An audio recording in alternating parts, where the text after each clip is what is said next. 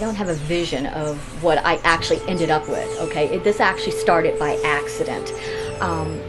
I've always was into animals, you know, even as a child, but when I was 11, I saw a baby marmoset on Johnny Carson's head, and it was like, oh, that was it.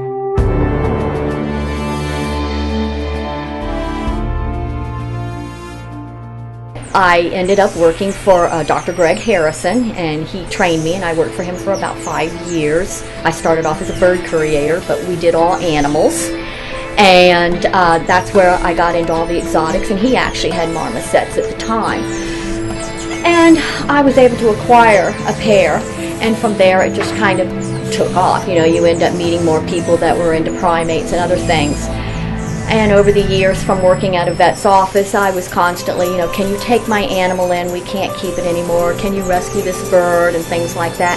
And it slowly just grew. At one time, we were actually just called Hummingbird Acres Exotics. But in 2005, since we had so many South American species, I decided to change the name and actually form a corporation, which became the Tropical Rainforest Preserve. And we've been going strong ever since. We do educational programs at schools, any functions that are going on in West Palm Beach. If we're invited to them, you know, we go and we do those. And then of course we'll do small private tours here at the place.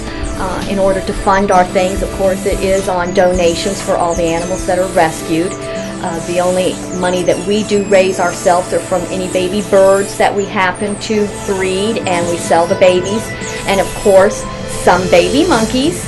If you happen to be a monkey person out there and I qualify you to have one, you know, then, you know, you might be able to get a little baby monkey from us. Not everybody is, you know, equipped to take care of these little guys and just don't realize the time involved. And when people do say they are like children, it is like having another child. So sometimes it becomes overwhelming for those people, or the animal didn't turn out to be quite the pet they thought it would be, because you do have an exotic animal. It's a wild animal.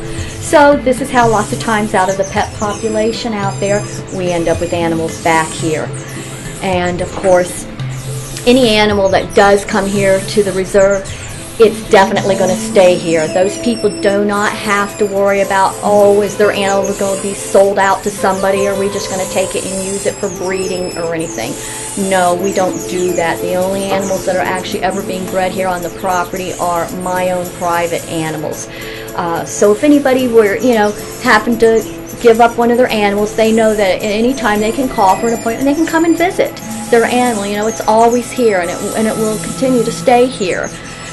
And you know, that's just my personal preference and a policy I have, you know, with people when they do release it. It's because they become very attached to these, and it's a very emotional thing for them to have to, you know, give up animals.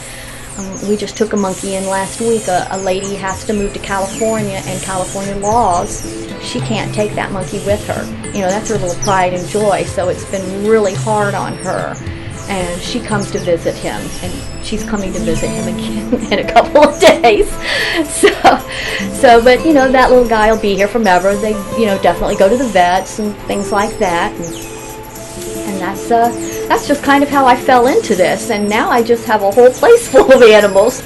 We operate, of course, 24/7. This is not a job that, you know, you get to clock in at 9 o'clock in the morning and leave at 5 in the afternoon.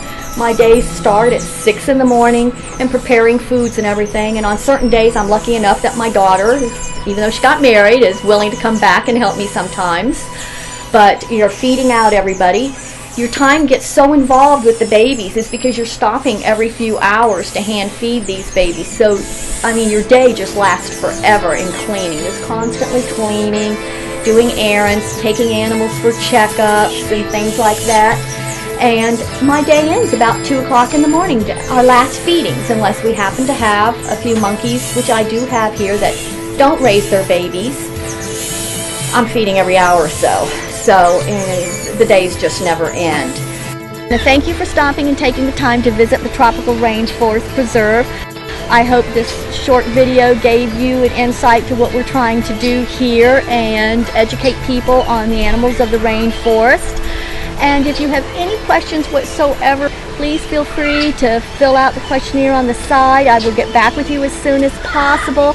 And always remember, if your question is very important or if it's about an animal you have, please don't hesitate to call immediately.